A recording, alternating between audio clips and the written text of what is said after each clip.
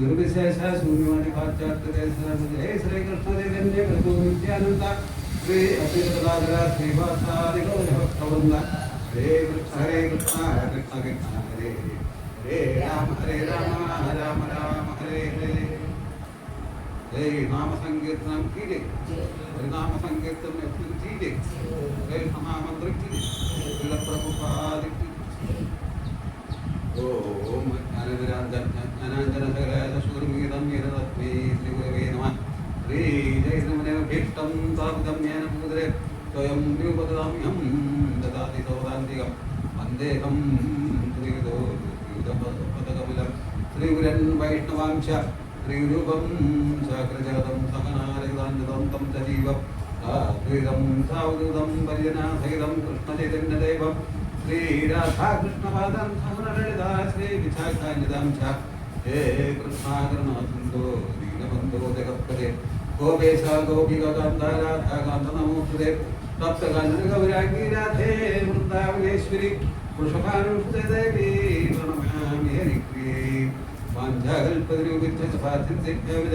मतदानां पावनेभ्यो वैष्णवेभ्यो नमो नमः जय श्री कृष्ण चैतन्य प्रभु नित्यानंद श्री अद्वैत गदाधर श्रीवासादि गौर भक्तवृंद हरे कृष्ण कृष्ण कृष्ण हरे हरे हरे राम राम राम हरे हरे हरे कृष्ण कृष्ण कृष्ण हरे हरे हरे राम राम राम हरे हरे हरे कृष्णा कृष्ण कृष्ण हरे हरे हरे राम राम राम हरे हरे नारायणं नमस्कृत्य नरं चैव नरोत्तमं देवीं सरस्वतीं व्यासं ततो जयमुदीरयेत् नमस्तप्रायेषु भद्रेषु नित्यं भागवतसेवया भगवत्तमश्लोके भक्तिर्भवति मूकं गुरुदिवाचारं पङ्गुं जङ्घिलेकरिं यत्त्रिपादमहं वन्दे गुरुं दीनदारिणं श्रीजगन्नाथं दीनदारिणम् ॐ नमो भगवते वासुदेवाय ॐ नमो भगवते वासुदेवाय ॐ नमो भगवते वासुदेवाय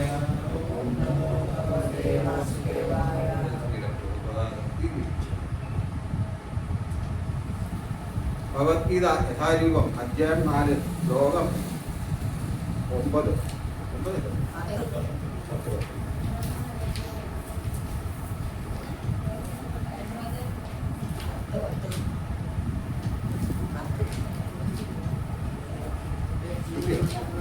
ശ്ലോകം 10 പേജ് നമ്പർ 246 246 അധ്യായം 4 കേട്ടോ അധ്യായം 4 കിട്ടിയോ നമ്പർ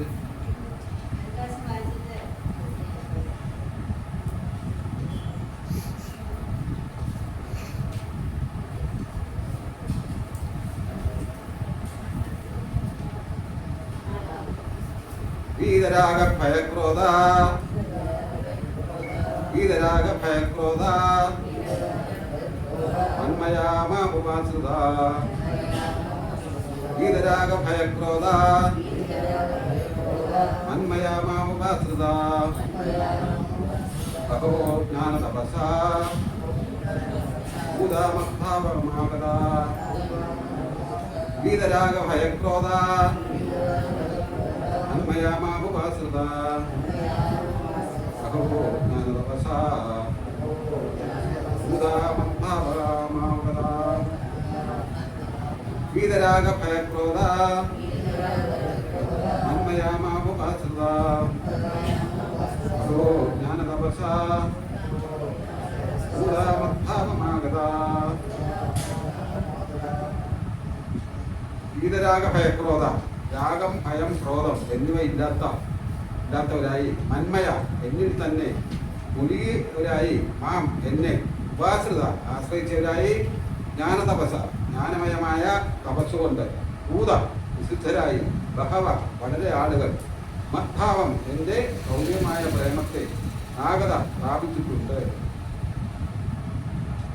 രാഗം ഭയം ക്രോധം എന്നിവയിൽ നിന്ന് മോചിതരായി എന്നിൽ തന്നെ മുഴുകി കർണം പൂയ വിനയകമ്പർ എന്നെ പറ്റിയുള്ള ജ്ഞാനത്താൽ പ്രത്യേകതയായി എന്നിൽ ദിവ്യപ്രേമം മനസ്സിലായിട്ടുണ്ട്. മൈക്ക് വേണം.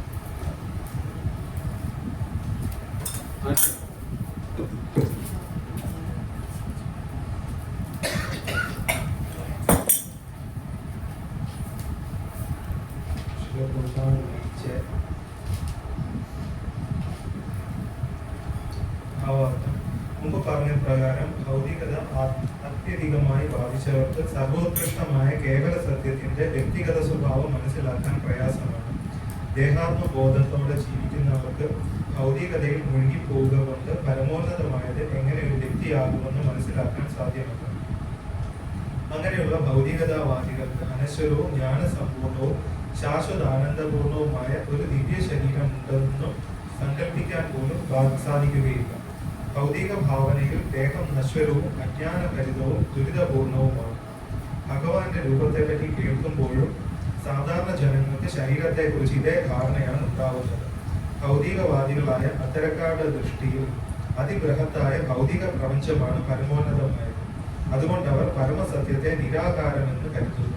അത്രയേറെ ഭൗതികാസക്തരാകിയാൽ ദേഹ വിമുക്തിക്ക് ശേഷവും വ്യക്തിത്വം പുലർത്തി പോരുന്ന ആശയം തന്നെ അവർക്ക് ഭയാനകമാണ്. ആത്മീയ ജീവിതത്തിൽ വ്യക്തിത്വം നിലനിൽക്കുന്നു എന്ന് പറഞ്ഞ് കേൾക്കുമ്പോൾ വീണ്ടും ഒരു വ്യക്തിയാകുമെന്ന ഭയം കൊണ്ട് അവ്യക്തിഗതമായ ശൂന്യതയിൽ ലയിക്കുന്നതിൽ ഭേദമെന്നവർ ആഗ്രഹിച്ചു പോകുന്നു. കടലിൽ ലയിക്കുന്ന കുമിളകളോടാണ് അവർ ജീവാത്മാക്കളെ ഉപമിച്ചിട്ടുള്ളത്. അവ്യക്തിഗത ഭാവന കൊണ്ട് നേടാവുന്ന ആധ്യാത്മിക ജീവിതത്തിന്റെ പരമകാഷ്ഠയാണിത്. ആത്മീയ നിലനിൽപ്പിനെ പറ്റി പൂർണ്ണമായ അറിവ് കൈവന്നിട്ടില്ലാത്ത ഈ ജീവിതഘട്ടം ഭയാനകമാണ്. ഇതിനു പുറമെ ആത്മീയ നിലനിൽപ്പിനെ കുറിച്ച് യാതൊന്നും മനസ്സിലാക്കാൻ കഴിയാത്തവരും അനേകമുണ്ട്. പല പല സിദ്ധാന്തങ്ങളിലും വൈരുദ്ധ്യങ്ങളിലും തത്വജ്ഞാനപരമായ ഊഹാപോഹങ്ങളിലും പെട്ട് കുഴങ്ങി അവർക്ക് മനമടുത്തു പോകുന്നു. അല്ലെങ്കിൽ ദേഷ്യപ്പെട്ട് പ്രപഞ്ചത്തിന് മൂലഹേതുവായി ഒന്നുമില്ലെന്നും എല്ലാം ശൂന്യതയിൽ അവസാനിക്കുന്നുവെന്നുള്ള ബുദ്ധിശൂന്യമായ നിലപാടിൽ എത്തിച്ചേരുന്നു. രോഗാവിഷ്ടമായ മട്ടിലാണ് അത്തരക്കാരുടെ ജീവിതം. ഭൗതികാസക്തി കൂടുതലുള്ളതിനാൽ ചിലർ ആത്മീയ ജീവിതത്തിൽ ശ്രദ്ധിക്കാറില്ല. ചിലർക്ക് ബ്രഹ്മത്തിൽ ലയിക്കാനാകട്ടെ, ചിലരാകട്ടെ ആത്മീയമായ എല്ലാ ഊഹാപോഹങ്ങളിലും വെറുപ്പ് വന്ന് നിരാശ മൂലം ഒന്നിനെയും വിശ്വസിക്കാതെയാകുന്നു. ഈ ഒടുവിൽ പറഞ്ഞ കൂട്ടരാണ് ലഹരി പദാർത്ഥങ്ങളെ അഭയം പ്രാപിക്കുന്നത്. അവരുടെ സ്മൃതി വിക്രമങ്ങൾ ചിലപ്പോൾ ദിവ്യ ദർശനങ്ങളെന്ന് വ്യാഖ്യാനിക്കപ്പെടാറുണ്ട്. ഭൗതികാസക്തിയുടെ 3 ഘട്ടങ്ങളെയും മനുഷ്യൻ പിന്നിടേണ്ടിയിരിക്കുന്നു. ആത്മീയ ജീവിതത്തോടുള്ള ഉപേക്ഷാഭാവം, ആത്മീയമായ ഒരു വ്യക്തിത്വത്തെ കുറിച്ചുള്ള ഭയം, ജീവിത നൈരാശ്യത്തിൽ നിന്ന് ഉടലെടുക്കുന്ന ശൂന്യതാഭാവം. ഭൗതികമായ ജീവിത സങ്കല്പത്തിന്റെ ഈ 3 ഘട്ടങ്ങളെയും കടന്നു കിട്ടാൻ അതിമതനായ ആധ്യാത്മിക ഗുരുവിന്റെ ഉപദേശപ്രകാരം ഭഗവാനെ പൂർണ്ണമായി അഭയം പ്രാപിക്കുകയും ഒരു ഭക്തന് വേണ്ടുന്ന ജീവിത പ്രമാണങ്ങളും ചര്യാക്രമങ്ങളും അംഗീകരിക്കുകയും വേണം. ഭാവം അല്ലെങ്കിൽ ദിവ്യമായ ഭഗവത് പ്രേമമാണ് ഭക്തി സാധനയുടെ അവസാന ഘട്ടം. ഭക്തിയുത സേവനത്തിന്റെ ശാസ്ത്രമായ ഭക്തിരസാമൃത സിന്ധുവിൽ 1:4-15-16 പറഞ്ഞതനുസരിച്ച് ആദൗ ശ്രദ്ധ തഥ സാധു സംഘോ ഭജനക്രിയ തതോ നർത്ത നിവൃത്തി തതോ നിഷ്ഠ രുചിസ്തത ഭക്തിസ്തതോ ഭാവ തത പ്രേമാഭ്യുദഞ്ജതി സാധക നാമയ പ്രേംണ പ്രാദുർഭാവേ ഭവേ ക്രമ. തുടക്കത്തിൽ ആത്മസാക്ഷാത്കാരത്തിനുള്ള പ്രാഥമികമായ ആഗ്രഹം വേണം. അത് ആത്മീയോത്കർഷം നേടിയവരുമായുള്ള സമ്പർക്കത്തിന് ശ്രമിക്കുന്ന അവസ്ഥയിൽ എത്തിക്കും. അടുത്ത ഘട്ടത്തിൽ ശ്രേഷ്ഠനായ ഒരു ആധ്യാത്മിക ഗുരുവിൽ നിന്ന് ദീക്ഷ ലഭിക്കുകയും അദ്ദേഹത്തിന്റെ കീഴിൽ സാധകൻ ഭക്തിപരമായ സേവന കർമ്മങ്ങളിൽ ഏർപ്പെട്ട് തുടങ്ങുകയും ചെയ്യും.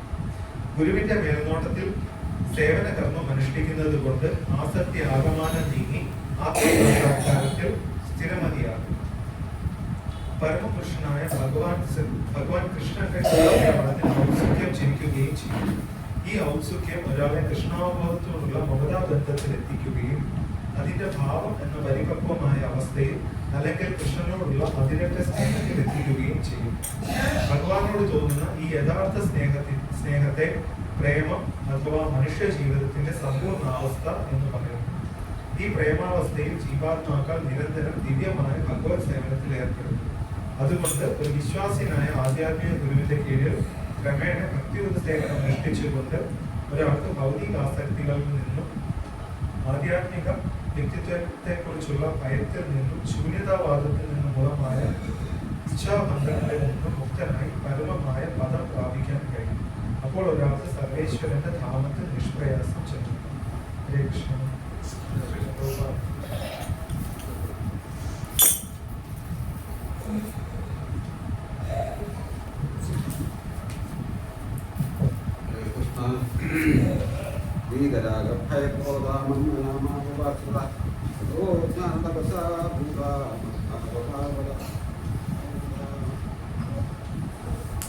രാഗം, ഭയം, ക്രോധം എന്നിവയിൽ നിന്ന് മോചിതരായി എന്നിൽ തന്നെ ഒഴുകി ശരണക്കൂടി അനേകം പേർ എന്നെ പറ്റിയുള്ള ജ്ഞാനത്താൽ ശുദ്ധീകൃതരായി എന്നിൽ പ്രിയപ്രേരണത്തിലായി.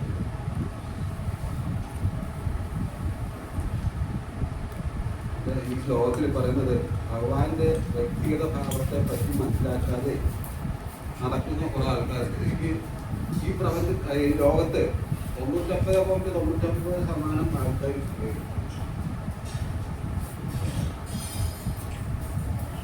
99.99% ആൾക്കാർ ഭഗവാനെ നിരാകാരവാദിയായിട്ടാണ് ഭഗവാന് രൂപയില്ല. പണ്ടൊക്കെ തന്നെ അതൊക്കെ നിശ്ചയിക്കാൻ ഭയങ്കര പ്രയാസമായിരുന്നു.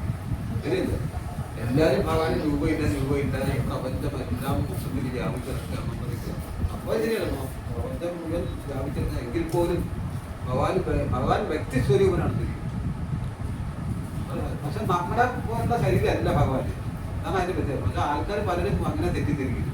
നമ്മളെ പോലുള്ള ശരീരമാണ്, അതാണ് ആൾക്കാർ എല്ലാവരും പറയുന്നത്. ഇപ്പോൾ ഭഗവാൻ യുഗപുരുഷനാണ്, അല്ലെങ്കിൽ സാധാരണ മനുഷ്യര് അത് കാണിച്ച് ഇത് കാണിച്ച് പല പല പ്രോഗ്രാമുകൾ കാണിച്ചെടുക്കപ്പെട്ടിങ്ങനെ ഓരോ മതത്തിൽ ഏർപ്പെടുത്തി. പക്ഷെ അവർക്കൊന്നും അതിന്റെ അതീന്ദ്രിയ ഭാവത്തെ പറ്റി അറിയാത്തതുകൊണ്ടാണ് അവരെല്ലാം അങ്ങ് ഭഗവാനെ ഇങ്ങനെ കുറ്റം പറയുന്നത്. ഭഗവാൻ പറയുന്നുണ്ട് ഇതുപോലെ അതിനാണ് ശരിക്കും നമ്മൾ ഗുരുവിനെ ശരണം പ്രാപിക്കുന്നത്. ഗുരുവിന്റെ ഒരു ഗുരു ആത്മസാക്ഷാത്കാരം കിട്ടിയ ഒരു ഗുരുവിന്റെ അടുത്ത് പോകുമ്പോൾ ഇതിനെല്ലാം ഒരു പോംവഴി ഉണ്ടാവില്ല.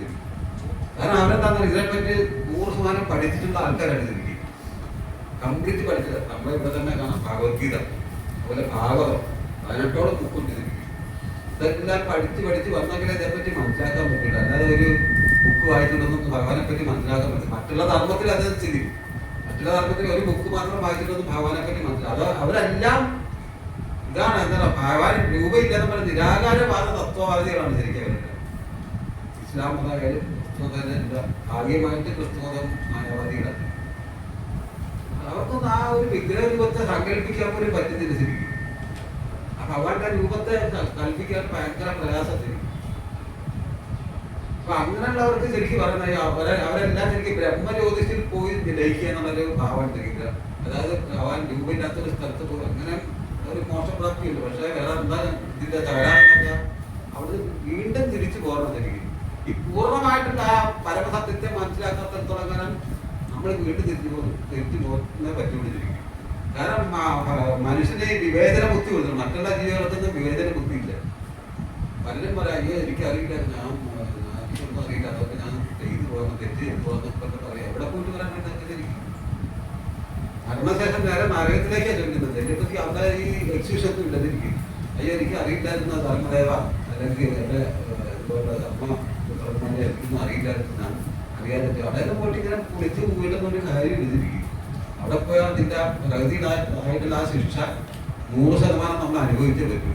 അതിനാണ് നരകലോകത്തിലേക്ക് തള്ളിവിടുന്നത്. പല ആൾക്കാരും പറയും, പല ഭാഗവതാചാര്യന്മാരും പറയും നരകവും സ്വർഗവും എല്ലാം ഇവിടെ തന്നെയാണ്, അങ്ങനെ ഒരു ലോകം ഒന്നും ഇല്ല.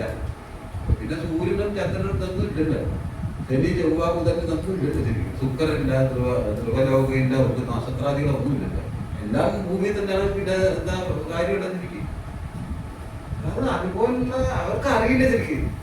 പ്രപഞ്ചത്തിന്റെ അവസ്ഥ എന്താണെന്ന് അവർക്ക് അറിയില്ല ശരിക്കും.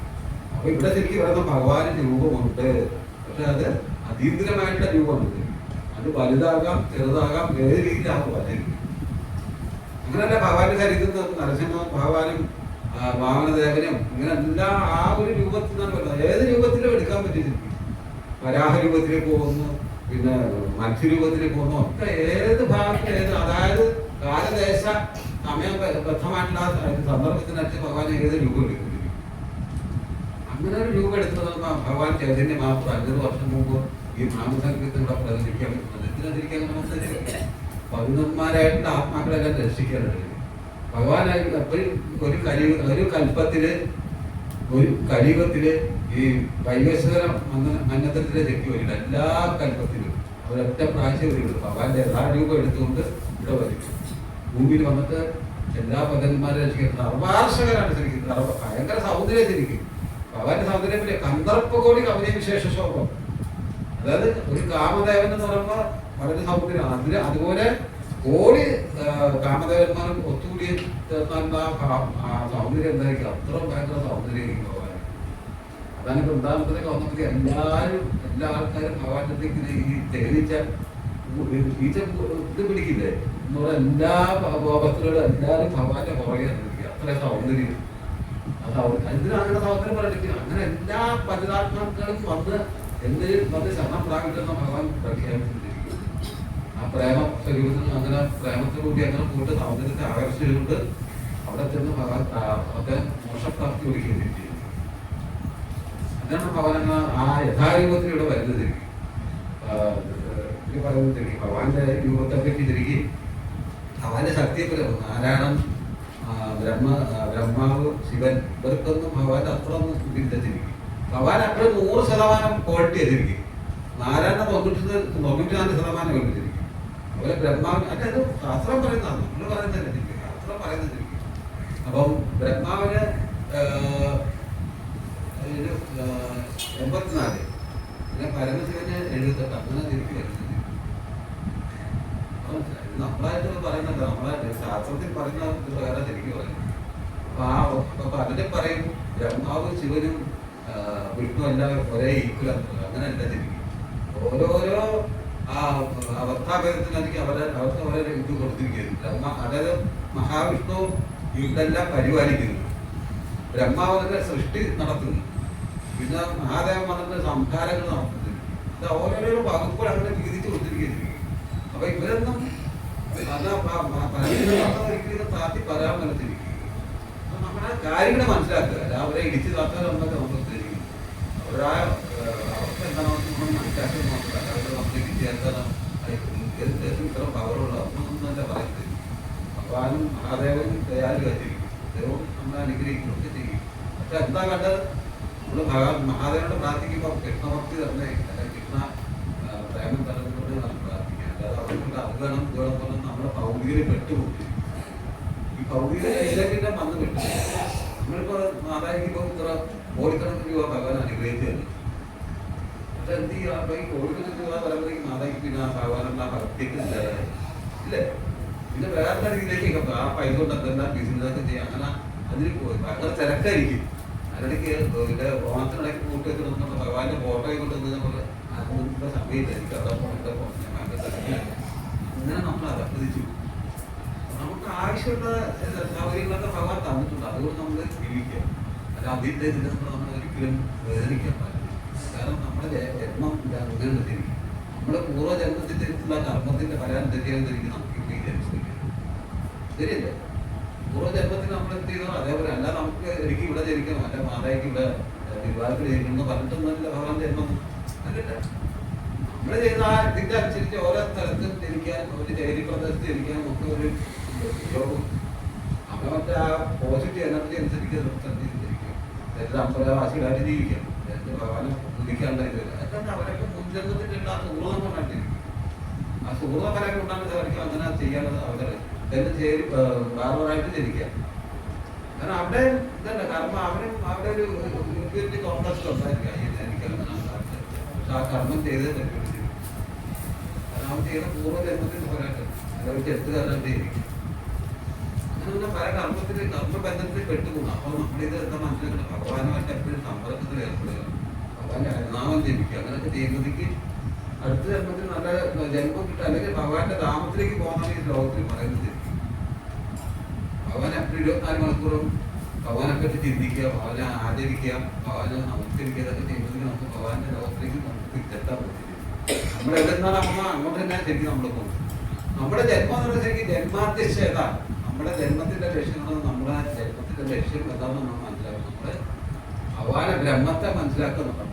അതായത് ബ്രഹ്മം പരമാത്മയിൽ ഭഗവാൻ ഭഗവാൻ എന്ന് പറഞ്ഞ പരമ നിരപേക്ഷണത്തിന്റെ 3 അവസ്ഥകളാണ് പ്രവർത്തിക്കുന്നത്. ആദ്യം ബ്രഹ്മം എന്ന് പറയുന്നത് പ്രപഞ്ചം മൊത്തത്തിലിങ്ങനെ അറിഞ്ഞിരിക്കണം പറയുന്നത്. അത് നമ്മളൊരു ബൾബിന്റെ പ്രകാശം എത്ര ദൂരം വരെ പോകുന്നത് അതിനെന്നെ നമ്മൾ ശരിക്കും ബ്രഹ്മമായിട്ട് നൽകുന്നത്. അത് കുറച്ച് ആൾക്കാർ അങ്ങനെ കുറച്ച് നല്ല 99.99 ആൾക്കാർ അങ്ങനെ വിചാരിക്കും. അതാണ് ശരിക്കുള്ള ഭഗവാന്റെ രൂപം എന്നുള്ള സങ്കല്പത്തിൽ രണ്ടാമത് പോകുന്നത്. രണ്ടാമത് വന്നിട്ട് പരമാത്മാവ്. ഈ ഇതിനും പുറമെ ഒരു ശക്തി ഉണ്ടെന്ന് ചില ആൾക്കാർ സങ്കല്പിക്കും. അതാണ് പരമാത്മാവ്. മൂന്നാമത് വന്നിട്ട് ദൈവം, അതായത് ഭഗവാൻ. അതാണ് ഏറ്റവും ഇമ്പോർട്ടൻറ്റ്. പക്ഷെ അതെല്ലാം ഉൾക്കൊള്ളാൻ പറ്റുന്നില്ല. ഭഗവാൻ ഇങ്ങനത്തെ രൂപമുണ്ട് അല്ലെ പറയുന്നത് ഓട്ടത്തിലൊക്കെ വായിക്കും. അതാണ് തിരിച്ചുള്ള ഭഗവാൻ. അങ്ങനെ പറഞ്ഞ് നിസ്സാരമായിട്ട് തീർന്ന് തല്ലിക്കണം. നമുക്കും അത് അറിയില്ല. ഈ ആചാര്യന്മാരെ നാട്ടിലെ വന്നിട്ട് നമ്മൾ ധർമ്മഗ്രന്ഥമൊക്കെ വായിച്ച ശേഷം നമുക്ക് മനസ്സിലാക്കാൻ പറ്റും. അല്ല ആർക്കും അറിയാൻ പറ്റില്ല. എല്ലാവരും ബ്രഹ്മം ഒന്നായിട്ട് വ്യാപിച്ചു കൊടുക്കുന്ന സങ്കല്പത്തിൽ ചടങ്ങാണ്. അപ്പൊ നമ്മളിതെന്താണ് ഭഗവാന്റെ ഈ പരമഭാവത്തെ മനസ്സിലാക്കാൻ ശരിക്കും നമ്മൾ ഒരു ആചാര്യന്റെ അന്തത്തിൽ വന്നിട്ട് അതിനൊക്കെ നമ്മൾ പൂർണ്ണമായിട്ട് മനസ്സിലാക്കുമ്പോൾ എന്താ ശരിക്കും നമ്മളായിട്ട് നമ്മളെവിടുന്നാണ് നമ്മൾ അങ്ങോട്ട് തിരിച്ച് തന്നെ പോകുന്നത്. അവിടെ നമുക്ക് എല്ലാം അവിടെ അവസാനിക്കരുത്. നമ്മുടെ യഥാർത്ഥ ജീവിതം അവിടെ തുടങ്ങുന്നത്. ഭഗവാന്റെ നാമത്തിൽ ചെയ്ത് അവിടെ നമ്മൾ ഭഗവാനായിട്ട് നമ്മൾ ഏത് ഭാവത്തിലാണോ നമുക്ക്, അത് അമ്മയുടെ ഭാവത്തിലാണോ, പിതാവിന്റെ ഭാവത്തിലാണോ, കൂട്ടുകാരന്റെ ഭാവത്തിലാണോ, രാഹുവിന്റെ ഭാവത്തിലാണോ, ഏത് രൂപത്തിലാണോ ശരിക്കും നമ്മൾ സംബന്ധിച്ച് ആ രൂപത്തിൽ നമ്മൾ അവിടെ എത്തിക്കുന്നത്. ഭാവം പ്രജന്തകളെ 8ാമത്തെ അധ്യായത്തിൽ പറയുന്നുണ്ട്. നമ്മൾ മരിക്കുന്ന സമയത്ത് ഏത് ഭാവത്ത് ഏത് ഭാവത്തെ വിചാരിച്ചാൽ നമ്മൾ മരണം പോകുന്നത് അതിനനുസരിച്ചായിരിക്കും നമുക്ക് അടുത്ത ജന്മം കിട്ടുന്നത്. അല്ലെ ഭഗവാന്റെ ലോകത്തേക്ക് എത്തുന്നത്. അപ്പൊ നമ്മൾ മരിക്കുന്ന സമയത്ത് എനിക്ക് പല പല ചിന്തകളായി. നമ്മുടെ വീട്ടിൽ അയ്യോ പശുക്കളല്ലോ പണ്ടുകാലോ പട്ടിക്കുട്ടിയുണ്ട് ഇങ്ങനെയൊക്കെ ചിന്തിക്കുന്ന ആൾക്കാരുണ്ട്. അല്ല എന്താ ഇത്ര വലിയ വലിയ വീട് അല്ലെ അവിടുത്തെ പറമ്പ് എടുക്കുക എല്ലാം വൃത്തിയെല്ലാം നഷ്ടപ്പെട്ടതാണ്. അപ്പൊ എന്ത് പറ്റും നമുക്ക് ഇവിടെയുള്ള ആ ചിന്തകളായിരിക്കും. അല്ല എന്റെ ബന്ധുക്കൾ ഇതിനൊക്കെയുള്ള പല പല ചിന്തകളിൽ പോകുമ്പോൾ നമ്മൾ ഇവിടെ തന്നെ ബന്ധപ്പെട്ടു പോയി. പിന്നെ അടുത്ത ജന്മം തന്നെ നമ്മളിവിടെ തന്നെ ജനിക്കുന്നത്. നമ്മൾ കഴിഞ്ഞ ജന്മത്തിൽ എന്തെല്ലാം അതിന്റെ എല്ലാ പരിണതഫലങ്ങളും അനുഭവിക്കുന്നു. അപ്പൊ ഇതിൽ നിന്നെല്ലാം മോദനം നേടാൻ പറ്റുന്ന ഭഗവാന്റെ ഹരിനാമ സങ്കീർത്തനം ചെയ്യുക, പങ്കെടുക്കുക, ഹരിനാമം ജയിക്കുക, ഇതൊക്കെ ചെയ്യുമ്പോൾ നമുക്ക് നിന്നും തിരിച്ചു. അതാണ് ഈ പ്രസ്ഥാനത്തിന്റെ പ്രധാന പ്രത്യേകത. ഹരികൃഷ്ണ പ്രസ്ഥാനത്തിനുള്ള വേറൊരു പ്രസ്ഥാനത്തിൽ പറയുന്നത് അവർക്ക് അറിയില്ല. ശരിക്കും പലർക്കും പല സപ്താഹവും കാര്യങ്ങളൊക്കെ നടത്തുന്നത് അവർക്കറിയില്ല ഭഗവാന്റെ രൂപം എന്താ. അവർ പറയും ആ ബ്രഹ്മാണ് ശരിക്കും ഭഗവാൻ എന്ന് പറയുന്നത്. കാരണം അവരെ കുറ്റം പറഞ്ഞ കാര്യമില്ല, അവർക്ക് അറിയില്ല ശരിക്കും. കാരണം നമ്മളെ പോലെ തന്നെ ആൾക്കാർ പക്ഷെ നമ്മുടെ ശാസ്ത്രം പഠിച്ചുകൊണ്ട് നമ്മൾ മനസ്സിലാക്കുന്നുണ്ട്. നമ്മളെ അഗ്രഹീയന്മാരായിട്ടൊന്നും പറ്റില്ല. ശാസ്ത്രങ്ങൾ ഫുള്ളായിട്ട് മനസ്സിലാക്കിയ ഒരുപാട് ബുക്കുകളെല്ലാം മനസ്സിലാക്കിയ ശേഷം നമ്മൾ വിലയിരുത്തി പറയുന്നത്. അപ്പൊ അതേപ്പറ്റി ഒന്നും പഠിക്കാതെ വരെ നിമ്മാതെ ഭഗവാന്റെ രൂപമില്ല, ബ്രഹ്മമാണ് എന്നൊക്കെ പറഞ്ഞ് നടക്കുന്ന ആൾക്കാരുണ്ടാവും. ഇവിടെ പറയുന്നുണ്ട് ഭൗതികയിൽ മുഴുകി പോകുന്നതുകൊണ്ട് പരമോന്നതമായത് എങ്ങനെ ഒരു വ്യക്തിയാകുമെന്ന് മനസ്സിലാക്കാൻ സാധ്യമല്ല. അപ്പൊ ഇവിടെ പറയുന്നത് ഒരു പരമോന്നതമായ ആ സംഭവം ഒരു വ്യക്തിയാണെന്ന് നമുക്ക് സങ്കല്പിക്കാൻ എല്ലാവർക്കും ഭയങ്കര പ്രയാസമായിരിക്കും. എല്ലാവർക്കും അതന്നെ സംഭവം. എല്ലാവർക്കും ഭഗവാൻ ഒരു വ്യക്തിസ്വരൂപനാണെന്ന് മനസ്സിലാക്കാൻ പറ്റില്ല.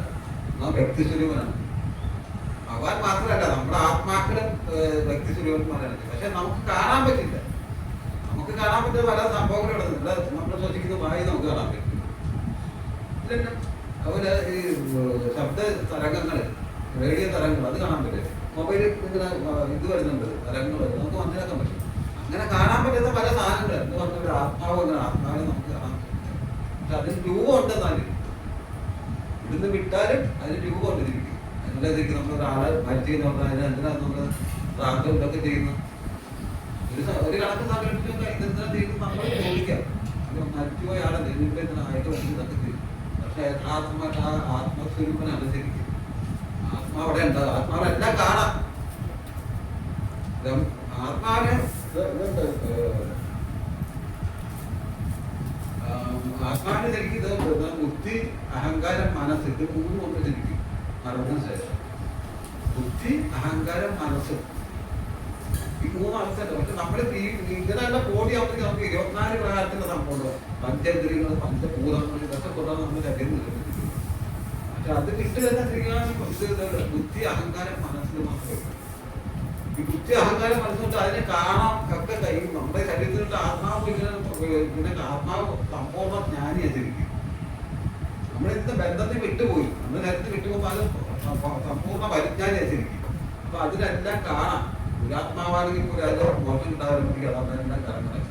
ഒരാത്മാവ് ആത്മഹത്യ ചെയ്യുന്നത്, സ്വന്തം ഇഷ്ടപ്രകാരം ആത്മഹത്യ ചെയ്യുന്നെങ്കിൽ അത് ഏത് ഭാവത്തിലാണ്, അതിന് എന്ത് നിരാശയുണ്ടല്ലോ, ഏതിലാണ് ആസക്തി ഉണ്ടായിരുന്നത്, ആ ആസക്തി തന്നെ അത് ഭയങ്കരമായിട്ട് മരണശേഷം ചിലപ്പോൾ പ്രേമരാശം കൊണ്ടായിരിക്കും, ചിലപ്പോൾ ഏതെങ്കിലും സാമ്പത്തികമായിട്ടുള്ള ബുദ്ധിമുട്ടുണ്ടായിരിക്കും. പക്ഷെ അത് ആ ബോഡി പെട്ടെന്ന് വിട്ടു കഴിഞ്ഞാൽ അത് അതേപോലെ അവിടെ അലർജിച്ച് നടക്കും.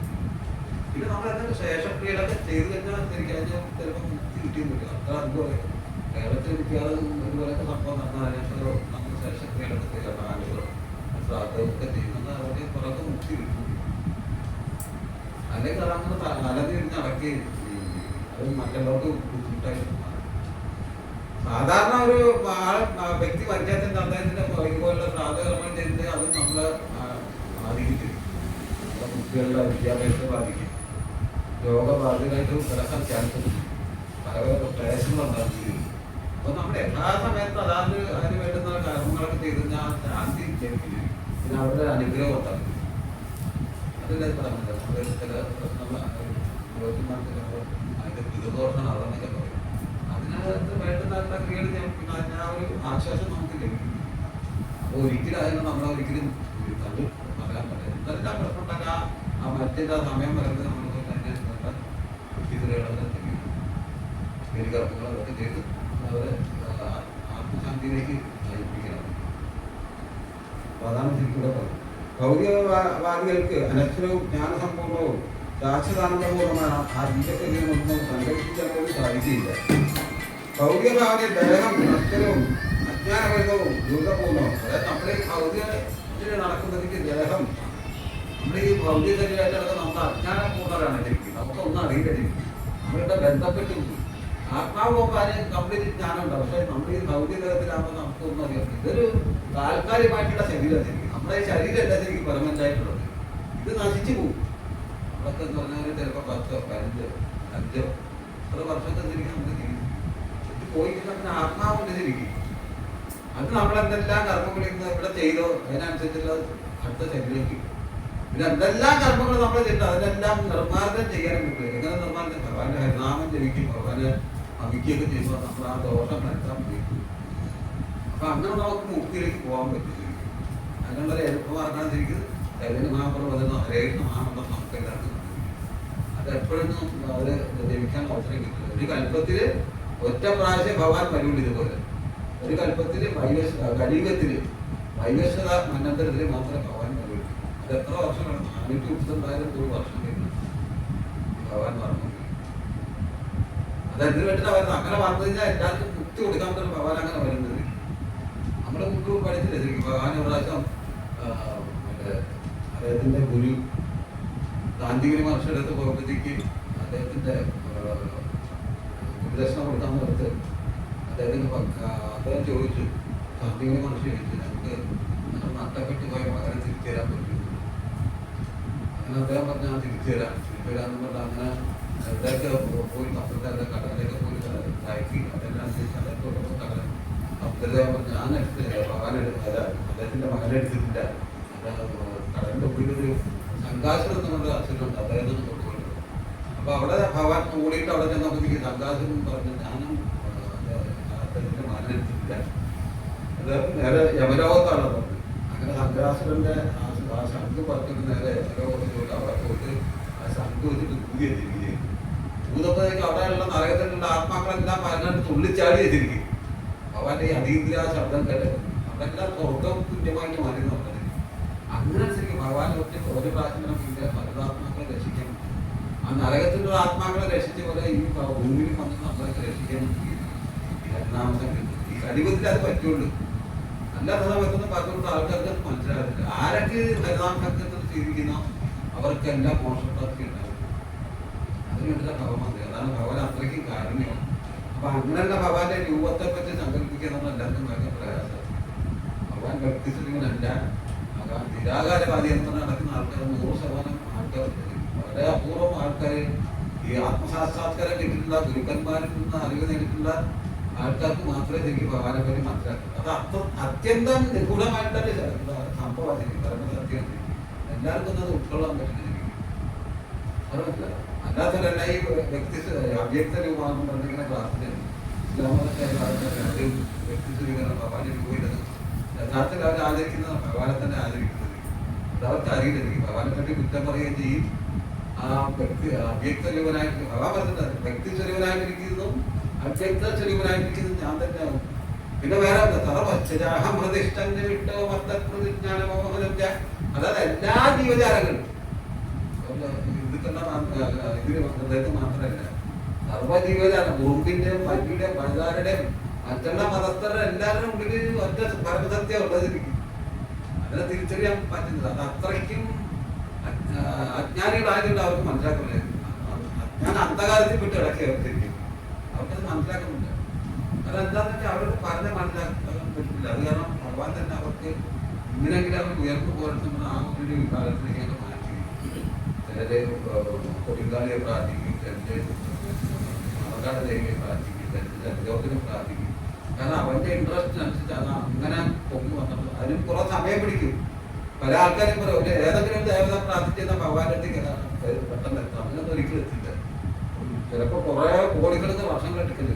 ഓരോ സ്റ്റെപ്പായിട്ട് ഭഗവാന്റെ ഒറ്റയ്ക്ക് അടുക്കാം. അല്ല പെട്ടെന്ന് ഗണപതി അവരൊക്കെ ആരാധിച്ച് ഞാൻ പെട്ടെന്ന് ഭഗവാനിലേക്ക് എത്തുന്ന വിചാരം ഉണ്ട്.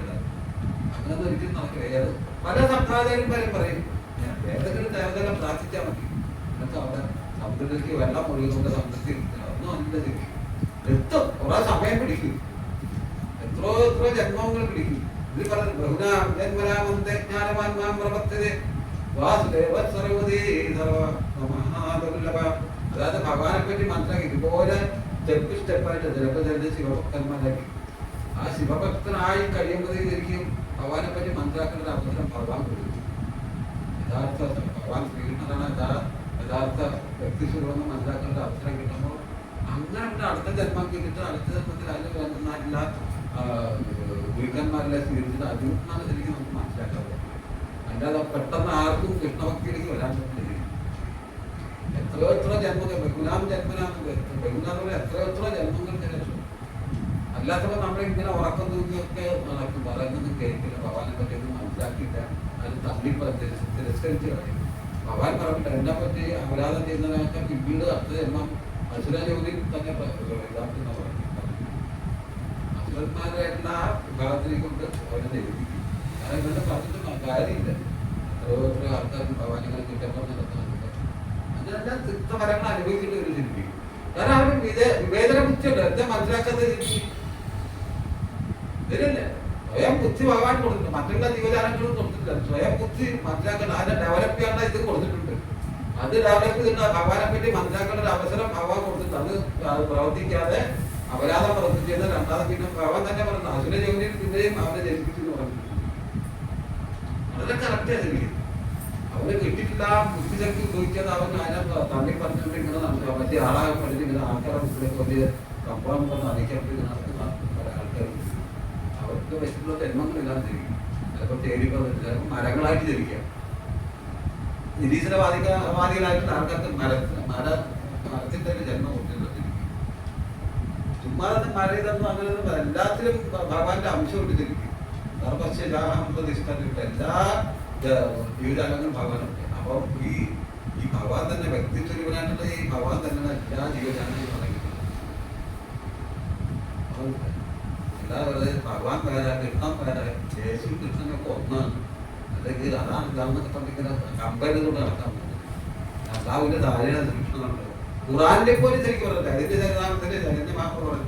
ഖുറാനിന്റെ അവസാന പേജിൽ പറഞ്ഞത് ഭഗവാന് വ്യക്തിസ്വരൂപനാണ് ശരിക്കും. അതുപോലെ ശ്യാമസുന്ദര രൂപമാണ്, ശ്യാമവർണ്ണാനാണെന്നൊക്കെ പ്രത്യേകം പറയുന്നുണ്ട്. അത് ചൈതന്യ മാപ്പ് എനിക്കറിയില്ല.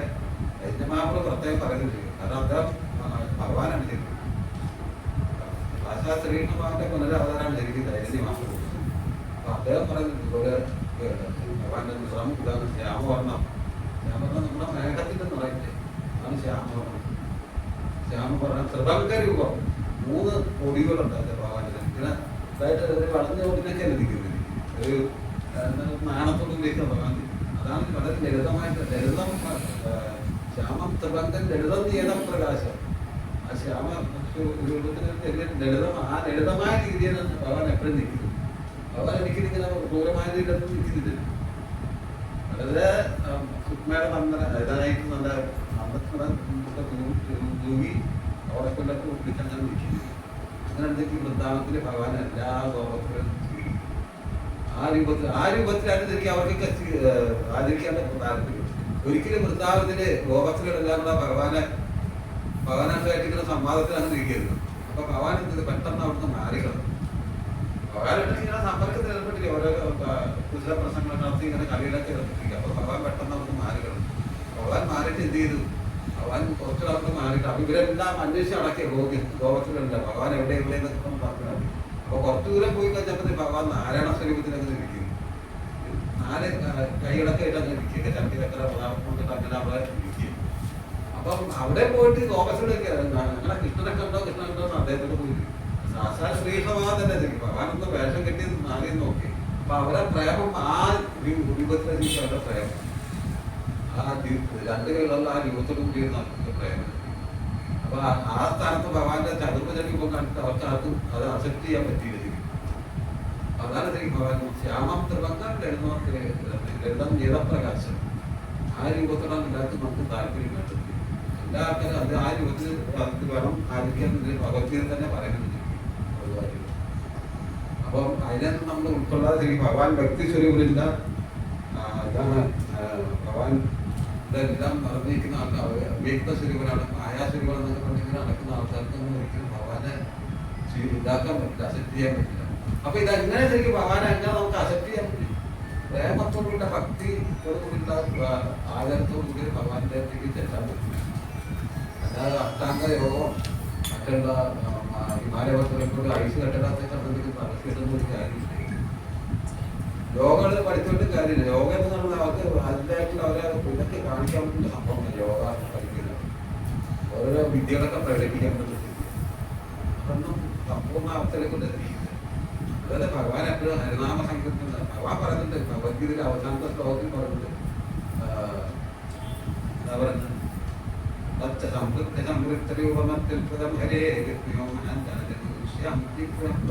അതായത് സഞ്ജയ് പറയാം ഭഗവാന്റെ ആ രൂപം കണ്ടിട്ട് എനിക്ക് പിന്നെ കാണുമെന്ന് താല്പര്യം പറ്റിയെന്ന് അത്രയ്ക്കും ഭയങ്കര പിന്നെ കാണും. ആ രൂപം കാണാൻ അത്രയ്ക്കും അത്ഭുതപരമായ ആ രൂപമാണ്. എനിക്ക് പിന്നെ കാണുന്ന ഭയങ്കര രൂപം. അത് തന്നെ എന്റെ ഭഗവാൻ ഇതിന് പറയുന്നുണ്ട് ശരിക്കും ഈ അവതാരം എടുത്തപ്പോഴത്തേക്ക് അതിനാകെ വ്യാകുലപ്പെട്ടു പോയി. ഭഗവാന്റെ ചതുർഭുജ രൂപം അങ്ങനെ ആകെ പേടിച്ചു പോയി. അങ്ങനെ ഭഗവാൻ പറയുക അല്ല അർജുനൻ പറയുക ഭഗവാനെ നേരത്തെ എട്ടുന്ന രൂപം അത് തന്നെ കാണിച്ചിരുന്നു. അപ്പൊ അങ്ങനെ ആ ഭഗവാൻ അർജുന്റെ വ്യാകുലത മനസ്സിലാക്കിയിട്ട് ഭഗവാൻ എന്ത് ചെയ്ത് വീണ്ടും കൃഷ്ണന്റെ രൂപത്തിലേക്ക് വന്നു. അപ്പൊ ഭഗവാൻ പറയാ അർജുന ഇത് ഈ രൂപം എല്ലാവർക്കും കാണാൻ പറ്റുന്നില്ല. ദേവന്മാർക്കോ ഋഷിമാർക്കോ ഒന്നും ഇത് കാണാൻ എന്റെ പരിപൂർണരായിട്ടുള്ള ഭക്തന്മാർക്ക് മാത്രമേ ഈ ദിവ്യരൂപം കാണാൻ പറ്റും. അല്ലാതെ യോഗ വിദ്യകളൊക്കെ പഠിക്കുന്നവർക്ക് വേദമന്ത്രങ്ങൾ ജനിക്കുന്നവർക്കൊന്നും കാണാൻ പറ്റും. നമ്മളൊക്കെ ഇതിന് കുറെ വേദ പണ്ഡിതന്മാർക്ക് വല്ല വേദങ്ങളൊക്കെ കാണുമ്പോൾ പെട്ടെന്ന് ഇപ്പൊ സ്വർഗത്തിലേക്ക് അല്ലെങ്കിൽ വൈകുണ്ഠത്തിലേക്ക് ഇപ്പൊ പോകുന്ന ഒരു വിചാരം നമുക്ക് അങ്ങനെയൊന്നും ഒരിക്കലും പോകാൻ പറ്റും. ഭഗവാന്റെ തിരുനാമം ജപിച്ചിട്ട് ആ ശ്യാമസുന്ദരി ഭക്തൻ ആരാണ് ആരാധിക്കുന്നത് അവർക്ക് മാത്രമേ ഭഗവാന്റെ അടുത്തേക്ക് എത്താൻ പറ്റൂ. അതാണ് ജീവിതത്തിന്റെ ഏറ്റവും വലിയ പരിപൂർണത. ആ പരിപൂർണത നേടിയെങ്കിൽ മാത്രമേ നമുക്ക് പിന്നീട് ഒരു ജന്മയില്ലാത്ത രീതിയിൽ ആത്മാവായിട്ട് നിൽക്കാതെ ഭഗവാന്റെ ആ ലോകത്തേക്ക് എത്താൻ പറ്റും. അവിടെ ചെന്നാൽ അങ്ങനെ എനിക്ക് ഭഗവാന്റെ അവിടെ പോയിട്ട് കളിച്ചിരിച്ച് നടക്കിപ്പോ നമ്മൾ നേരത്തെ പറഞ്ഞില്ലേ ഏത് ഭാവത്തിലാണ് ഏത് രൂപത്തിലാണ് നമ്മളെ ഭഗവാനെ ഇതാക്കിയിട്ടുള്ള മനസ്സിൽ സംഘടിപ്പിച്ചത് അതേ രൂപത്തിൽ നമ്മൾ പോയിട്ട് ഭഗവാനോട്ട് ആ രീതിയിൽ നമുക്ക് പെരുമാറാൻ പറ്റും. അതാണ് യോഗ സമ്പൂർണ്ണത. അല്ലാതെ കുറെ യോഗ വിദ്യകളൊന്നും പഠിച്ചേണ്ടൊന്നും കാര്യമായിരുന്നു. കുറെ വേദമന്ത്രങ്ങൾ ജപിക്കേണ്ട കാര്യമായിരുന്നു. ഇതെല്ലാം വേദങ്ങളൊക്കെ കുറെ കഴിയുമ്പോൾ ഭഗവാൻ തന്നെ അതിനെ നിർമ്മാർജ്ജനം ചെയ്ത് കളഞ്ഞു. അവൻ ബുദ്ധന്റെ ശരീരം ഇതായിട്ട് വന്നില്ല. ബുദ്ധ അവതാരം വന്നപ്പോഴത്തേക്ക് എന്താ ഈ വേദങ്ങളിലെ മന്ത്രങ്ങൾ അവര് ഇതാക്കി കളഞ്ഞിരിക്കും. അത് അന്നൊക്കെ എന്ന് പറഞ്ഞിരിക്കും ഈ വേദങ്ങളിലെ മൃഗബലി അന്ന് പറഞ്ഞിട്ടുണ്ട്. മൃഗബലി എന്നല്ലാതെ ഈ മൃഗത്തിന് തിന്നാൻ വേണ്ടിയിട്ട് അത് മൃഗബലി പറഞ്ഞു. അത് വേദങ്ങളുടെ ഓരോ ഘട്ടങ്ങളാണ് ശരിക്കും, അത് പറയേണ്ടി വരും. അപ്പൊ എന്താന്ന് വെച്ചാല് ആ ഒരു പരിപൂർണമായിട്ടുള്ള മൃഗം, അതൊരു പശുവാണെന്ന് പറ്റും, അതൊരു കാളയെന്ന് പറ്റും. ആ കാളയ്ക്ക് പുനർജന്മം കിട്ടുന്നതിന് വേണ്ടിയിട്ടാണ് ശരിക്കും ആ ഒരു ബലികർമ്മം ചെയ്യും. അപ്പൊ അതിനെ ആൾക്കാരുടെ ആ വേദങ്ങളിൽ കൊല്ലാൻ പറഞ്ഞത് നമുക്ക് എല്ലാവർക്കും കൊല്ലാൻ അങ്ങനെ ഒരുപാട് അറവുശാലകൾ പെരുകി തുടങ്ങി ഇന്നത്തെ കാലത്ത്. ശങ്കരാചാര്യൊക്കെ വരുന്നുണ്ട്. അപ്പൊ എവിടെ നോക്കും ബുദ്ധൻ ജനിക്കുന്നത് അവിടെ എവിടെ നോക്കില്ല ഇതിന് അറവുശാലയുടെ പറയും. ഈ മൃഗങ്ങളെല്ലാം കൊന്നുകളും ഇതിന് അവധി വരുത്തേണ്ടത് പാവപ്പെട്ട മൃഗങ്ങളല്ലേ. ഇതിനെല്ലാം കൊണ്ടുപോയി ഇങ്ങനെ വേദങ്ങളിൽ പന്ത്രണ്ടും കൊണ്ടു നോക്കി. പിന്നെ ഓരോ വീടിൻ്റെ അകത്ത് ഓരോ അറവുശാല ഉണ്ടാക്കിയിരിക്കും. അങ്ങനത്തെ ഒരു അവസ്ഥയാണ് അന്നത്തെ കാലത്ത്. അപ്പൊ അങ്ങനെ വന്നപ്പോ ബുദ്ധഭാരം അല്ലാത്തൊരു ഇവിടെ ഈ മൃഗങ്ങളെ പാവപ്പെട്ട മൃഗങ്ങളെ അങ്ങനെ രക്ഷിക്കണമെന്ന് പറഞ്ഞിട്ട് അങ്ങനെ ബുദ്ധഭാരം പറഞ്ഞ് നിങ്ങൾ ഇത് തൊട്ട് വേദങ്ങളൊന്നും അനുസരിക്കണം, അത് നിങ്ങൾ വേദങ്ങളൊന്നും പഠിക്കണ്ട. കാരണം അവരോട് പറഞ്ഞിട്ട് കാര്യമില്ല. അതാണ് ശരിക്കും മനുവിൽ പറയുന്നത്. ഈ വേദമന്ത്രം കേൾക്കുന്ന സുന്ദരന്റെ ദേവിക്ക് ഈയം ഉരുക്കിയിരിക്കുന്നു. അത് അങ്ങനൊന്നും ഒഴിക്കുന്നില്ല. പക്ഷെ അതിന്റെ ആ താത്വികമായിട്ടുള്ള വശ അതെന്താണെന്ന് വെച്ചാൽ നമ്മൾ ആ കേൾക്കാത്ത നേരത്തെ പറഞ്ഞിട്ട് ആ വേദമന്ത്രത്തിൽ ഇങ്ങനെ ബലികർമ്മം ചെയ്യാന്ന് പറഞ്ഞിട്ട് അവര് എന്ത് ചെയ്ത് അറവുശാലകൾ തുടങ്ങി. എന്ന് പറഞ്ഞാൽ ഈ വേദങ്ങളിലുള്ള കാര്യങ്ങൾ, ഈ ഭഗവത്ഗീതയിലൊക്കെയുള്ള കാര്യങ്ങൾ അറിയാത്തവൻ കേട്ട് കഴിഞ്ഞാൽ അതിനെ ദുർവ്യാഖ്യാനം ചെയ്യും.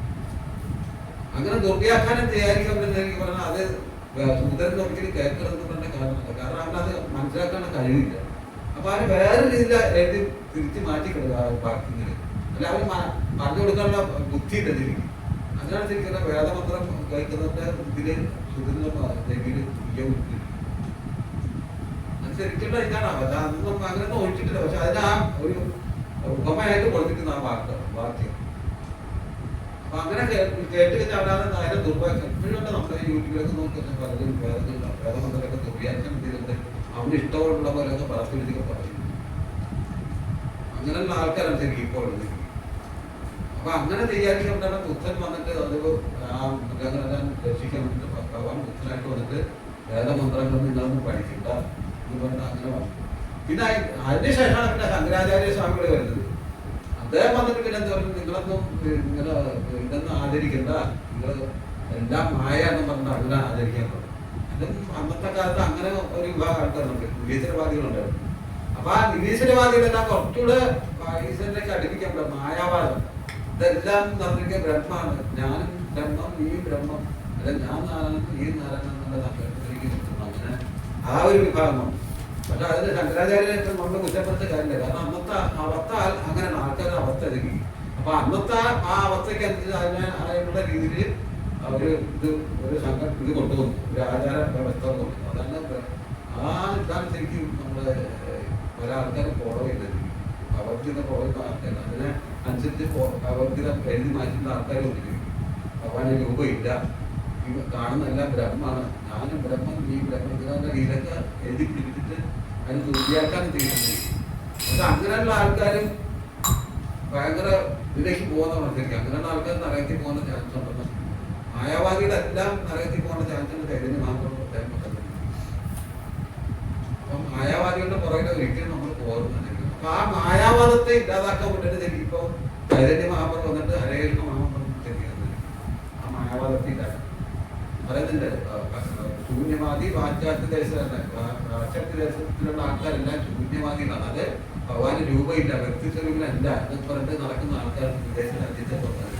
അപ്പൊ അതിനെ ഖണ്ഡിക്കാൻ പറ്റുന്നെങ്കിൽ ചൈതന്യ മഹാപ്രഭു വന്നിട്ട് ഭഗവാൻ വ്യക്തിസ്വരൂപനാണ് എന്നൊക്കെ പറഞ്ഞിട്ട് വന്നിട്ട് ഇപ്പൊ നമ്മളൊക്കെ ഭഗവത്ഗീത ആചാര്യത്തിൽ വന്നിട്ട് എല്ലാവരും അവിടെ ബോധ്യപ്പെടുത്തി. അപ്പൊ വിദേശത്തുള്ള ആൾക്കാരുടെ അതിലേക്ക് വന്നു ഭഗവാൻ രൂപമുണ്ട്, രാമസുന്ദരൻ രൂപമാണ്, ആ രൂപമാണ് ശരിക്കും യഥാർത്ഥ അവരെല്ലാവരും മനസ്സിലാക്കി. അങ്ങനെ വിദേശത്തുള്ള എല്ലാ ആൾക്കാരും പറഞ്ഞു. പിന്നെ നമ്മുടെ ഇവിടെ കേരളത്തിലുള്ള ആൾക്കാർക്ക് വളരെ ചുരുക്കം ആൾക്കാർക്ക് മനസ്സിലാക്കി. അതൊക്കെ അത് ഉൾക്കൊണ്ടിരുത്തിരിക്കും. അത് മനസ്സിലാക്കാനുള്ള കഴിവില്ല. അവരെ കുറ്റം പറഞ്ഞ കാര്യമുണ്ട്. അതാണ് ഈ ശ്ലോകത്തിന്റെ ഇത്. അപ്പൊ ഇവിടെ പറയുന്നത് അവതാരങ്ങൾ പല വിധത്തിലുണ്ട്. പുരുഷാവതാരങ്ങൾ,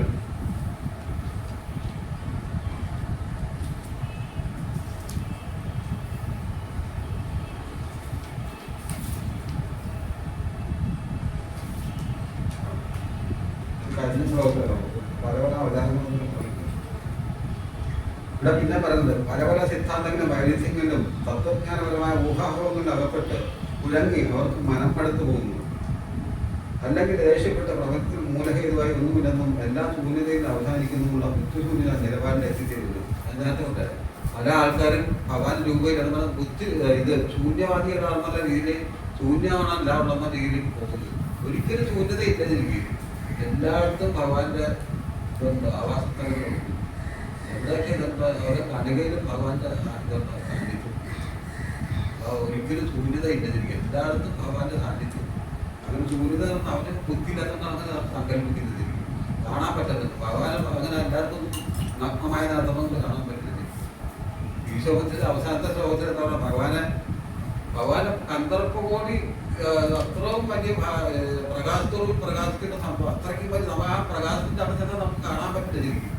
പണ്ട് ബ്രഹ്മാവും ദേവഗണങ്ങളും മഹാവിഷ്ണു എല്ലാവരും ഭഗവാന്റെ ശ്വേതദീകനെയും കാണാൻ പോയിരിക്കും. ഭഗവാനെ കാണാൻ പോയിട്ട് അവർക്ക് അത്രയ്ക്കും ഭയങ്കരമായിട്ടുള്ള ഭയങ്കര പ്രകാശം ഇങ്ങനെ ജ്യോതിഷരുമായിട്ട് അങ്ങനെ ഇരിക്കുക. അപ്പോൾ അവിടെ ചെല്ലുമ്പോൾ ഇവർക്ക് കാണും. ഇവര് ദേവന്മാരാണെങ്കിൽ പോലും ഇവർക്കും കാണാൻ പറ്റുന്നില്ല. അങ്ങനെ ഭഗവാനെ പ്രാർത്ഥനകളൊക്കെ ചൊല്ലി അങ്ങനെ വിളിച്ചു കഴിഞ്ഞപ്പോൾ അവസാനം ആ വേദദീപം ഭേദിച്ച് ഭഗവാന്റെ ഗൗരവ മുഖാന്തരം കടക്കാൻ പറ്റി.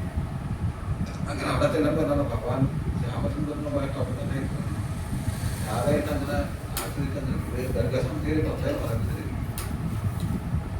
ഗർഗസംഹിതയിൽ പ്രത്യേകത്തിൽ പറയുന്നത് ഭഗവാൻ അങ്ങനെ ശ്യാമസുന്ദരനുമായിട്ട് അങ്ങനെ ഇരിക്കുകയാണ്. അപ്പൊ സാധാരണ പറയുന്നത് ശരി മേനപാത്രം മുഖം തത്വം പുരുഷൻ അഭാവമായ ദൃഷ്ടേ. അതായത് ഭഗവാൻ അത്രയ്ക്കും ജ്യോതിഷമായിട്ട് അങ്ങനെ വെട്ടി തടഞ്ഞിരിക്കുക. അപ്പൊ എല്ലാവർക്കും കാണാൻ പറ്റില്ല.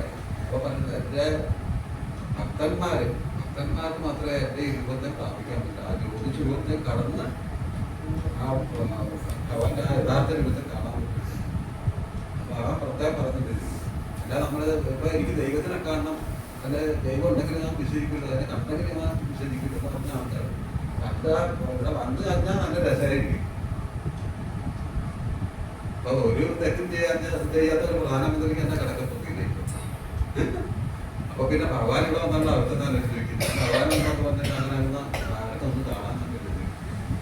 അങ്ങനെ എല്ലാവരും മുമ്പിൽ പ്രത്യക്ഷപ്പെടുന്ന ആളല്ലേ. ആഹം പ്രകാശ സർവച്ച യോഗമായ സമാവൃത മൂഢോ എന്നാവിജാനനിരോഗോ മാമന്റെ ഭഗവാൻ അങ്ങനെ പെട്ടെന്നൊന്നും കാണാൻ പറ്റില്ല. മൂഢന്മാർക്ക് തീർച്ചയായിട്ടും കാണാൻ പറ്റും. മൂഢന്മാരാ ചിന്തയിലൊന്നും വരുന്ന ആളല്ല. ആഹം പ്രകാശ സർവച്ച യോഗമായ സമ്മതം. യോഗമായ മറക്കപ്പെട്ടിരിക്കണം അവർ മൂഢന്മാരും. മൂഢന്മാരെന്ന് വിചാരിച്ചാൽ എനിക്ക് ഇപ്പോൾ ഞാൻ കണ്ടെങ്കിൽ എനിക്ക് ഭഗവാനെ വിശ്വസിക്കാൻ പറ്റുമെന്ന് പറഞ്ഞാൽ ജ്ഞാനം വേണം. ബുദ്ധിശക്തിയോട് ചിന്തിച്ചിട്ട് അതിനെ മനസ്സിലാക്കണം. എങ്കിൽ മാത്രം അതിനാണ് ശരിക്കും വിവേചന ബുദ്ധി ഭഗവാന് തന്നിരിക്കുന്നത്, മനുഷ്യന് തന്നിരിക്കുന്നത്. മറ്റുള്ള മൃഗങ്ങൾക്കൊന്നും കൊടുത്തിട്ടില്ല. ആ വിവേചന ശക്തിയോട് നമ്മളതിനെ മനസ്സിലാക്കണം. യഥാർത്ഥ ഗുരുക്കൻ ആത്മസാക്ഷാത്കാരം കിട്ടിയിട്ടുള്ള ഗുരുക്കന്മാരൊക്കെ എടുത്ത് അവരെയൊന്നും നമ്മള് മനസ്സിലാക്കി എടുക്കണ്ടേ. അങ്ങനെ മനസ്സിലാക്കിയ ഭഗവാനെ പറ്റി നമുക്ക് മനസ്സിലാക്കാൻ പറ്റില്ല. അല്ലാതെ പെട്ടെന്ന് ഊഹാപോഹം കൊണ്ടൊന്നും ഭഗവാനെ പറ്റി മനസ്സിലാക്കാൻ പറ്റും. അപ്പോൾ ഇപ്പോൾ പറഞ്ഞ ഈ ലോകത്തിന്റെ അർത്ഥം തന്നെ ഭഗവാൻ വ്യക്തിസ്വരൂപനാണ്. നമ്മുടെ വ്യക്തിസ്വരൂപന്മാരാണ്. നമ്മുടെ മനുഷ്യന് ആത്മാവിന് വ്യക്തിസ്വരൂപനുണ്ട്. ഭഗവാന്റെ അടുത്ത് ചെല്ലുമ്പോൾ ആ ഏത് വ്യക്തിസ്വരൂപത്തിലാണോ അതേ വ്യക്തിസ്വരൂപത്തിൽ അവിടെ എത്തിയിട്ടിരിക്കുന്നു. നമ്മളെല്ലാം ഭഗവാന്റെ ആ ലോകത്തിലിപ്പോൾ ഭഗവാന്റെ ഭഗവാൻ അദ്ദേഹത്തിന്റെ ലോകത്തിൽ എനിക്ക് വിവിധ രൂപത്തിലാണ് അതിരിക്കും. മറ്റുള്ള വൈകിട്ട് ലോകത്തിലേക്ക് ചതുർഭുജ രൂപത്തിലുണ്ട്, നാരായണ സ്വരൂപത്തിലുണ്ട്. അവിടെ ചെല്ലുമ്പോഴത്തേക്ക് നമുക്ക് ഭഗവാനെ കാണാനൊക്കെ പറ്റും. പക്ഷെ ഇത്ര ദൂരമുണ്ട്, കുറച്ച് ദൂരം അവിടെ നിന്ന് ആയിട്ടില്ല. ആ ഐശ്വര്യങ്ങളുടെ കാര്യമുണ്ട്. അവിടെ കുറച്ച് ദൂരം നിന്നിട്ട് നമുക്ക് കാരണം നമ്മളെ ഭക്തിമായ ബഹുമാനത്തോടെ നമ്മുടെ ഭഗവാനെ ആചരിക്കും. പക്ഷെ ഇവിടെ എന്നുള്ള ഭഗവാന്റെ ലോകത്തുനിന്നതിലേക്ക് നമ്മള് പ്രേമസ്വരൂപത്തിലൂടെ പ്രാർത്ഥിക്കുന്നത്. ഭഗവാനെ ഞാൻ നേരത്തെ പറഞ്ഞില്ല, അച്ഛനായിട്ടും അമ്മയായിട്ടും സഖാവായിട്ടും കാമുകനായിട്ടും നമ്മൾ ഏത് ഭാവത്തിലാണ് ചിന്തിക്കുന്നത് ആ ഭാവത്തിൽ അവിടെ നമുക്ക് ഭഗവാൻ നമുക്ക് അതിന് പറ്റിയിട്ടുള്ള കൃത്യത വളർന്നിട്ടുള്ള സാഹചര്യങ്ങളൊക്കെ അവിടെ ചെയ്തിരിക്കും. അതാണ് ശരിക്കും ഭഗവാന്റെ ലോകവും വൈകിന്റെ ലോകവും തമ്മിലുള്ള വ്യത്യാസം. വൈകിന്റെ ലോകം ഇഷ്ടംപോലെ ഉണ്ട് ശരിക്കും. എത്രയോ ബ്രഹ്മാണ്ഡ ലോകമുണ്ട്. അതുപോലെ ശരിക്കും വൈകിന്റെ ലോകത്തിൽ ഇഷ്ടംപോലെ പറഞ്ഞു നടത്തിയിരിക്കും. അതായത് ആത്മീയ ലോകത്തിൽ എന്നുള്ള കംപ്ലീറ്റ് വൈകിന്റെ ലോകങ്ങളായിരിക്കും. ഈ ആത്മീയ ലോകത്തിന്റെ 4% മാത്രമേ ഈ ബ്രഹ്മാണ്ഡം നോക്കൂ. ബാക്കിയെല്ലാം വൈകിന്റെ ലോകങ്ങളാണ്. കാരണം ഇവിടേക്ക് നമ്മളെ ഭഗവാനെ ഇതാക്കിയിട്ടുള്ള ആൾക്കാരെ നമ്മളിവിടെ വന്ന് മനുഷ്യരൂപത്തെ അസ്വീകാര്യങ്ങളായിട്ട് മഞ്ഞളും ഒക്കെ കെട്ടിയിട്ടുണ്ട്. അപ്പൊ ഭഗവാൻ എന്നിട്ട് നമുക്കൊരു കരുണ തന്നിട്ടുണ്ട്. എങ്ങനെ രക്ഷപ്പെട്ട് ഭഗവാൻ എങ്ങനെയെങ്കിലും കരുണാമനപ്പെട്ട് ജനിച്ചിട്ട് രക്ഷപ്പെട്ട് പോറ്റൊക്കെ പോയാൽ മാറ്റിരിക്കുക. അത്രയും കാര്യങ്ങളാണ് ഭഗവാൻ എല്ലാവർക്കും പറയേണ്ട അവസരം കൊടുത്തിട്ടുണ്ട്. ഏത് ജാതിയിലും ഏത് മതത്തിലും എല്ലാം ഏത് വിഭാഗത്തിലെ ആൾക്കാർക്കും അതായത് നായയുടെ മാംസം വശിക്കുന്ന ആൾക്കാർ രണ്ടാമത് കൊണ്ട് അതിൻ്റെ അവസരം കൊടുത്തു. അതാണ് ഈ ലോകത്തിന്റെ പറയുന്ന കാര്യം. ഇത്ര മതി.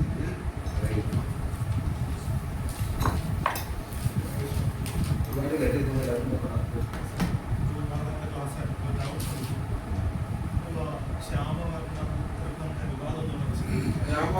ഭഗവാന്റെ രൂപം ശ്യാമസുന്ദര രൂപത്തിലാണ്. അതായത് പൂവടിയുണ്ട് ഭഗവാനെ ഓടക്കൊണ്ട് വായിച്ചു നിൽക്കുമ്പോൾ കണ്ടില്ല പല പ്രതിഭനെ പൂവടിയുണ്ട്. ഇവിടെ ഒരു ലളിതമായിട്ടുള്ള സ്വരൂപമാണ്. അതായത് ഇങ്ങനെ യോഗശക്തി ഒന്നും ഇല്ലാതെ ലളിതമായിട്ട് ചെറിയ അത് പറയുന്നുണ്ട്. ബ്രഹ്മസംഹിതനെ പറയുന്നുണ്ട്. മറ്റവനാദിമനത്തിന് ആദ്യം പുരാണ പുരുഷം മുതലാത്മഭക്തവും ഗോവിന്ദമാതി പുരുഷം തമഹം വരാമി. ഭഗവാൻ എപ്പോഴും അവയൗവനത്തോട് പേടിക്കുന്നു. നമ്മളൊക്കെ വിചാരിക്കും എത്രയോ കോടികൾ ഭക്ഷണം പടി കടവനായിരിക്കുന്ന വിചാരം പറയാറുണ്ട്. അങ്ങനെയല്ല, ഭഗവാൻ എപ്പോഴും ഒരേ രൂപത്തിൽ അവയൗവനം ഒരു 16-17 വയസ്സുള്ള കുട്ടിയുടെ രൂപത്തിലാണ് ഭഗവാൻ എപ്പോഴും ഉണ്ടാകുന്നത്. അതിനൊരിക്കലും മാറ്റമില്ല. എത്ര യുഗങ്ങൾ കഴിഞ്ഞാലും എത്രയോ പ്രളയങ്ങളൊക്കെ വന്നു പോയാലും ഭഗവാൻ എപ്പോഴും ആ രൂപത്തിൽ തന്നെ ഇരിക്കും. അത് നീളം ത്രിഭക്തം ലളിതം നീളപ്രകടനം. അപ്പോഴും ഭഗവാൻ പല ലളിത സ്വരൂപനായിട്ട് വളരെ മന്ദത്തിലും തൂക്കിട്ട് അങ്ങനെ ആ ചിരി എപ്പോഴും ഉണ്ടാകും. എന്തെല്ലാം പ്രശ്നം അപ്പോഴും ചിരിച്ചിട്ട് തന്നെ ഇരിക്കും. കാരണം അവൻ അറിയില്ല വലിയ കാര്യങ്ങൾ അറിയും. നമ്മളൊക്കെ വലിയ ജീവിതത്തിൽ വലിയ വലിയ പ്രശ്നം നടക്കും, വലിയ സംഭവമായിട്ടിരിക്കും. പക്ഷെ ഭഗവാൻ എപ്പോഴും അതെല്ലാം ഒരു ബുദ്ധിയാണ്. അതെല്ലാം പെട്ടെന്ന് കഴിഞ്ഞു പോകും. അതൊക്കെ പെട്ടെന്ന് ഒരു സെക്കൻഡ് നമുക്കൊരു മുഹൂർത്തം, ആ മുഹൂർത്തത്തിൽ അത് സംഭവിച്ചു ഇല്ലേ? ഒരു വിവാഹം നോക്കാം, ഒരു വിവാഹം നടക്കുമ്പോഴത്തേക്ക് ഭയങ്കര ഇതൊക്കെ ആ ഒരു മുഹൂർത്തം നമുക്ക് അവിടെ എന്താ കാര്യം ഇല്ലേ? അത് എത്രയോ ദിവസം പല ഒരുക്കങ്ങളൊക്കെ തുടങ്ങിയിട്ടുണ്ടാകും. ആ ഒരു മുഹൂർത്തം 12-40 ഇടയ്ക്കുള്ള മുഹൂർത്തം, ആ ഒരു 10 മിനിറ്റ് 20 മിനിറ്റ് നേരത്തിന് കിട്ടുന്ന അത്ര വലിയ കാണിക്കുന്നു. അതൊക്കെ കഴിഞ്ഞ് ഭക്ഷണമൊക്കെ എല്ലാവരും പിരിയും. ഒരാളല്ലാതെ കഴിക്കുക എന്ന് പറഞ്ഞാൽ ഭഗവാൻ അറിയാം ഇതെല്ലാം വെറും ഇപ്പോൾ അങ്ങോട്ട് നടക്കുന്നത്. കാരണം ഇതെല്ലാം വിട്ടെറിഞ്ഞിട്ട് പോയിട്ടേ പറ്റും. അപ്പോൾ ഭഗവാന്റെ രൂപം ശ്യാമം ത്രിഭക്തം ലളിതം. ഭഗവാൻ എന്ന് പറഞ്ഞാൽ എനിക്ക് ശ്യാമസുന്ദര രൂപമാണ്. അതായത് കാർമേഘമാണ് നമ്മൾ ഇതിന്റെ പൂക്കൾ കൃഷ്ണക്രാന്തിയിലൊക്കെ പൂക്കൾ അതിന്റെ കഥ കഥയാണ് ഭഗവാൻ. അതാണ് അതിന് കൃഷ്ണക്രാന്തി എന്ന് പറയുന്നത്. കാരണം കൃഷ്ണക്രാന്തിയുടെ പൂവ് അധികം നീലല്ല, ഒരു കാറ് വേണ്ട ഒരെണ്ണം പോലെ ഇരിക്കും. അതേ രൂപത്തിലാണ് എനിക്ക് ഭഗവാന്റെ രൂപം, ആ കളറ്. അതിനാണ് ശ്യാമം സുന്ദര രൂപം എന്ന് പറയുന്നത്. അതായത് ഭഗവാന്റെ പ്രത്യേകം പറയുന്നത്. ഭഗവാൻ പഠിച്ചിട്ടുള്ള ആൾക്കാരില്ല, അത് പഠിച്ചിട്ടുള്ളവർക്ക് അത് ഉച്ചരിക്കും, അത് ഉൾക്കൊള്ളാൻ പറ്റില്ല. അവർക്ക് എന്താ പഠിച്ചിട്ടില്ല, ഭഗവാൻ രൂപമില്ല എന്നാണ് അവർ പഠിച്ചത്. അത് അംഗീകരിച്ചേ പറ്റും. നമുക്ക് ശ്രീരാമ ഭഗവാന്റെ ശ്യാമസുന്ദരത്തിൽ ആരാധിക്കുമ്പോൾ നമ്മൾ അതിൽ വളരെ ആരാധിക്കാൻ പറ്റും. അല്ല അവര് പറയുന്നത് നമ്മള് വിഗ്രഹാരാധന ചെയ്യുന്നത് തെറ്റാണെന്നാണ്. അതിനൊക്കെ പ്രത്യേകം ഇതുണ്ട്. നമ്മളാരും നേരത്തെ വിഗ്രഹാരാധന ചെയ്യുന്നുണ്ട്. അത് പ്രത്യേകം പഠിച്ചിട്ട് ആൾക്കാർ അത് ചെയ്തിട്ട് അവര് എന്തായാലും അർത്ഥം ചെയ്യാൻ പറ്റിട്ട് നമുക്കൊരു ഇത് വന്നിട്ടുണ്ട്. അത് ചെയ്യാൻ അർപ്പിക്കാൻ. അല്ല നമ്മൾ നേരത്തെ പോയിട്ട് ഭഗവാന്റെ ദൈവത്തെ നമുക്ക് ഇത് ചെയ്യാൻ പറ്റും. അത്രയും ശാസ്ത്രം പഠിച്ചിട്ടവർക്ക് മാത്രം അത് ആരാധിക്കാൻ പറ്റും. അല്ല എല്ലാവരും വിഗ്രഹാരാധന കാര്യം അവർക്കത് ഉൾക്കൊള്ളാൻ കഴിയില്ല. വിദേശത്തൊക്കെ പോയിട്ട് അങ്ങനെ മര്യാദയ്ക്ക് പൂക്കള വല്ലതും കിട്ടും. പൂജാതര കിട്ടില്ല, നെയ്യ് കിട്ടും ശുദ്ധമായിട്ട്. ഒട്ടകത്തിന്റെ നെയ്യൊക്കെ കിട്ടും. അറിയില്ല പശുവിന്റെ പരമശുദ്ധമായിട്ടുള്ള നെയ്യൊന്നും അവിടെ കിട്ടില്ല. അപ്പൊ അവരോട് ശരിക്കും ശാസ്ത്രം തന്നെ ഭഗവാൻ തന്നെ പറഞ്ഞു നീ അതൊക്കെ ചെയ്യണ്ട. കാരണം നമുക്കത് തന്നെ വെള്ളം ഇതൊന്നുമില്ല. അപ്പൊ നീ ഇങ്ങനെ ചെയ്തോ. 5 നേരം രാവിലെ പള്ളിക്കുന്നത് തിരിച്ചു 5 നേരമായിട്ട് അല്ലെങ്കിൽ ഇസ്ലാം മതത്തിന് പൊട്ടവും. കാരണം ഭഗവാൻ പറഞ്ഞിട്ട് ഞാൻ ഭഗവാൻ ശാസ്ത്രത്തിൽ പറഞ്ഞിട്ട് ഞാൻ ഗുരുവായിട്ടും വരും, ദണ്ഡനം ചെയ്യുന്ന ആളായിട്ടും വരും.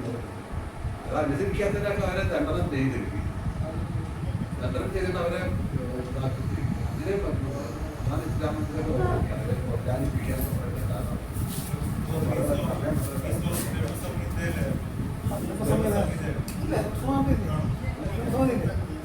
നമ്മുടെ ബുക്കില്ലേ സോങ് ബുക്കില്ലേ അതിന്റെ വിവർത്തനയില്ലെന്ന് നമുക്ക്